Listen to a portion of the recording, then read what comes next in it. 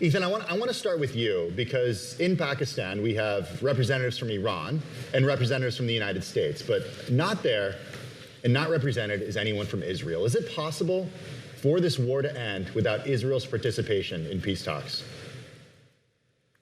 Sure. I mean, I think that Israel is being informed by the United States on a sort of a side channel, so I don't think that's a problem. It would have been surprising if Israel would have shown up in Pakistan. There are no diplomatic relations between Pakistan and Israel. It would have been complicated, and this is negotiation with the United States and Iran. So I don't think that is the biggest problem. No. So what is the biggest problem? I mean, there are quite a few, but... Well, there are many, many problems, yeah. I mean, Israel's presence at the table, I guess, is just not a very high one on the list. I mean, the biggest problem, of course, is that the United States and Israel launched this war 6 weeks ago and thought they could effectively take apart that regime and force change, and found that the regime was far more resistant than they expected, and the regime's survival and even thriving on some level in Iran has allowed it to take control of the Strait of Hormuz, to sort of have a stranglehold over a large part of the world economy through that, and has caused enormous political problems for President Trump. So he would like to find a way to wrap this up. Assuming you take seriously the goals he set for this war along with Israel, those have not been met. So to end it and not reach those goals, what does that mean for the security issues that he raised? On the other hand, to not end this war and allow oil and fertilizer and all the other issues that we're facing to go forward when most people did not consider this a necessary war also seems unlikely. I would say it's very gloomy picture, frankly, from the point of view of the United States. Catherine, I want to go to you because I think I know the answer to this, but I'm going to ask it anyway. Do we have any more information from the White House about when these talks are going to start? Because it's already getting quite late in the afternoon in Pakistan. What the format of them is going to be and how long they're willing to stay there. Are we still planning on only 1 day of talks regardless of the outcome? Yeah, thanks so much. I mean, we don't have a lot of information about how this is going to unfold. Obviously, we know that Vice President Vance is over there to lead this, with Jared Kushner and Witkoff. They have already had this initial meeting with Pakistan, but we're still waiting, honestly, for more information about how this is going to unfold, how this is going to proceed. And this is a very high stakes moment for the vice president. We've never really seen him play this kind of role on the world stage before. It's kind of a classic vice president assignment, which is, high risk, but potentially some reward. It would help him, obviously, if he can help, broker some kind of deal here as he looks ahead potentially to 2028. But he could get saddled with a lot of blame if there are no wins out of these talks today. Yeah, Catherine, I want to talk a little bit more about that and J.D. Vance's role here. There was that reporting earlier this week from the New York Times, Maggie Haberman and Jonathan Swan, about what actually happened in the Situation Room and who felt what about this war. And J.D. Vance was sort of alone in his opposition to this, and he served in the military. He's against these forever wars. He is opposed and has been opposed to different conflicts. I'm just curious what that means to send him as the lead negotiator, somebody who, based on reporting and what we've read, really didn't want to be attacking Iran in the first place. Well, certainly we know that, in those private conversations, J.D. Vance was, among the more skeptical, or certainly someone who wanted to, sort of have a more robust debate, bring more information to the president. And yes, he has a history of raising concerns and expressing anxiety about forever wars. So that is a key dynamic going into this. And the president was influenced by a lot of folks from outside of the White House as he made the decision to do this. Also important to note that J.D. Vance has been very clear publicly that once the president made the decision, he was with him. He has defended it. He has been vocal about that, and that he is part of his team. I mean, the thing is that sending him over there really, sort of saddles him with it, right? It puts it around his neck as well. And there's no way for him to distance himself from this war now, given that he is now really sort of taking a leading role in the diplomacy here. Ethan, I want to ask you about the role of nationalism, because this is something we've seen time and time again, where countries who may not like their leader go into a conflict, go into war, and kind of close ranks behind them. And what I'm hearing from Iranian friends and people I know who have family there is that they hated this regime. Many of the ones I've spoken to are not friends of the Ayatollah, of the clerics. They are happy to see them go. But the way the U.S. has gone about this conflict is not making friends and winning over hearts and minds. And Iranians are almost starting to close rank. Do you think the scorched earth tactics we've seen in some places from the U.S. have made it harder for a moderate regime to come in and take hold in Tehran? I do. I think the things you said are very likely to be true. I mean, this was even a year and plus ago in the 12-day war in June of 25. The question is, raised both here and in the United States and generally, that this is a very unpopular regime. They were barely able to keep the lights on in Iran. There were droughts. This is a country that's oil rich and spending vast sums of money on Hezbollah and the Houthis and Hamas instead of on its own people.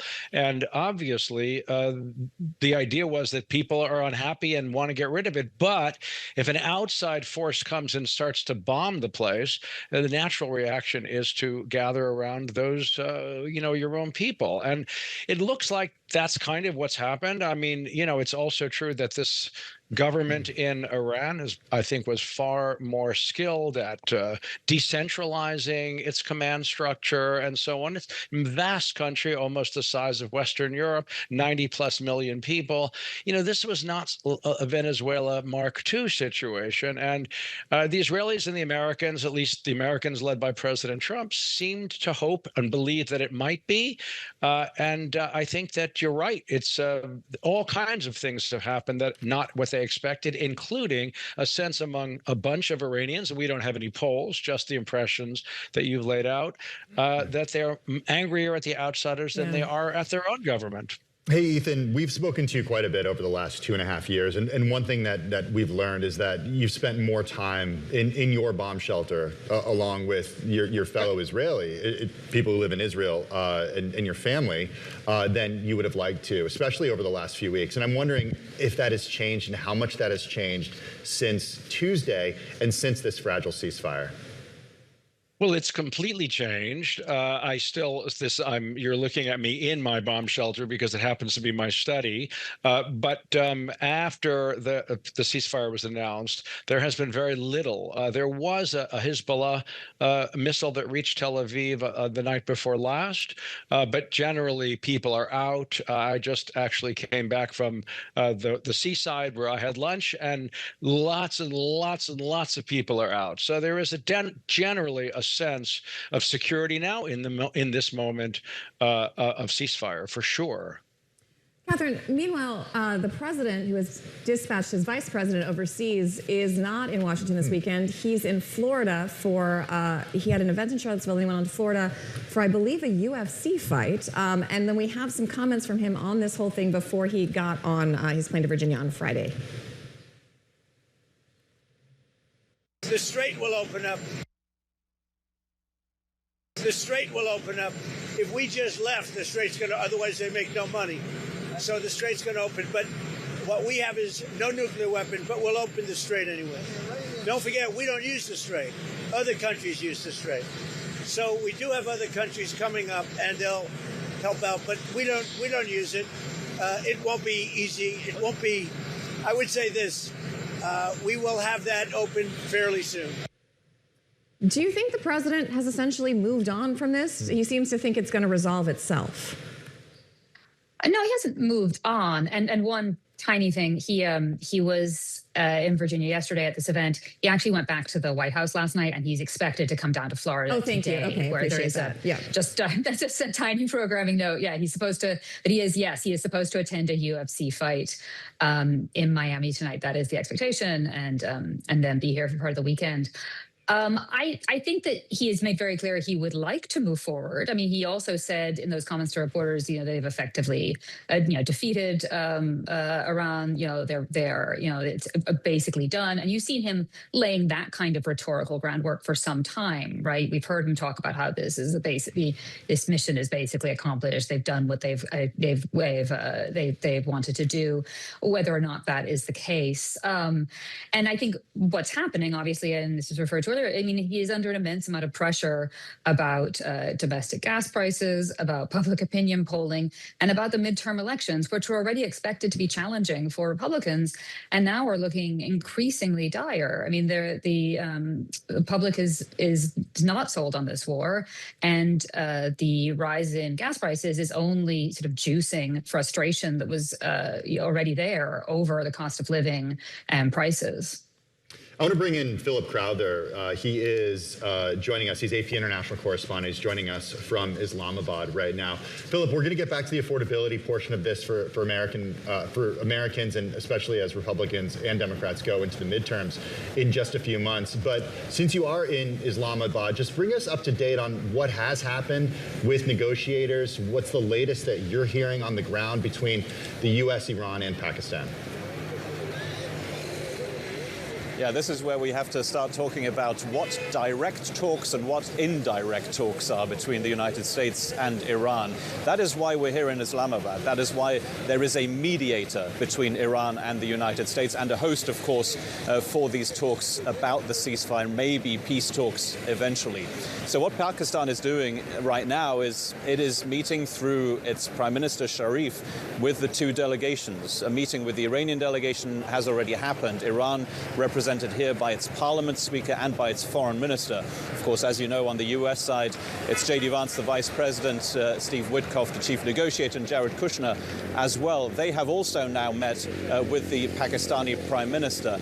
Now, that's how these talks tend to work, because the United States and Iran obviously don't see eye to eye together and don't tend to be seen in the same room together either.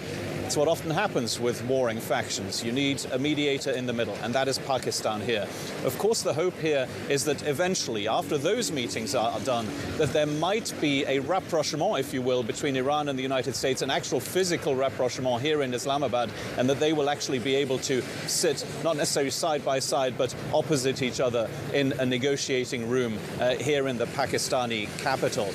Now, it's important to note, though, that there are obviously huge differences between these two sides when it comes to extending this very tenuous ceasefire and maybe reaching some kind of a peace agreement. And that starts with Iran setting some preconditions to even meet in the first place with the American delegation. The Iranians say that they want some of their frozen assets released in Qatar, for example, and that they want a ceasefire that is very tenuous right now to also include Israeli attacks on Hezbollah targets in Lebanon. That clearly hasn't happened over the last 24 hours. So there is still a small question mark over whether we're going to see these actual face-to-face meetings between the US and Iranian delegations. Even if they don't, there can still be a successful outcome here. But it is a sign of how these two sides, even though they're used to negotiating with each other, they obviously don't see eye to eye with each other.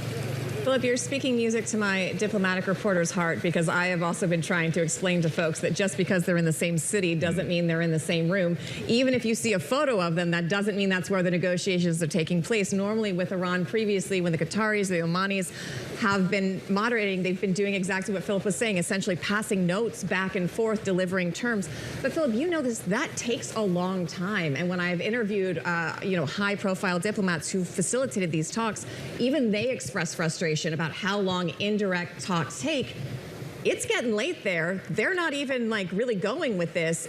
What are they going to get done in the day that they've laid out? Do you think these are going to drag on, or do you think they're going to say, this is great, let's try again next week? Look, it all depends on what you might consider a measure of success in these talks. From the Pakistani side, they, as mediators, are already very proud, I can tell you, that they are hosting these talks in the first place, and that they are seen as the country responsible for bringing this ceasefire to a reality in the first place. So for the organizers here, maybe a sign of success would be for these two delegations, yes, to meet, maybe indirectly, maybe directly, at a very high level, and for them to get along just about enough for there to be further technical talks, as they're called. This means that lower-ranked delegations might still remain here in Islamabad, or some might be flown in from Tehran and from Washington, for example, and that they will then be able to hash out some of the crucial differences. How does one come to an understanding when the United States wants the nuclear program in Iran curbed or almost halted entirely, and when Iran says it has a right to a nuclear program? How do they get to an actual agreement how the Strait of Hormuz might be reopened when the United States says it has to be open to all, or even the United States might want to make some money with it, and Iran says that it wants control over the strait and actually make some money with it, as it has been doing over the last few weeks in the first place. Huge differences between these two countries, obviously, but that doesn't mean that there can't be some kind of a successful outcome, and that's diplomatic speak as well. You might not come to a huge signed agreement here later tonight here in Islamabad, but you might see the two delegations saying, you know what, we have enough of an understanding to keep on meeting and to keep on working on this whole thing. Philip Crowther, Associated Press international correspondent, joining us from Islamabad. I want to go back to Catherine Lucy, who is our White House correspondent, joining us right now. And just, Catherine, bring you into the conversation about the question of success. And we heard from Philip just now, okay, what success could look like to Pakistan and from a diplomatic angle. But how does J.D. Vance return from this trip and say that was successful? What does that look like? I mean, I think there's a lot of what ifs baked into that question, right? But I think one thing we've seen from President Trump that could extend here is that he is very good at sort of picking the things that he wants to emphasize and trying to declare wins when he can.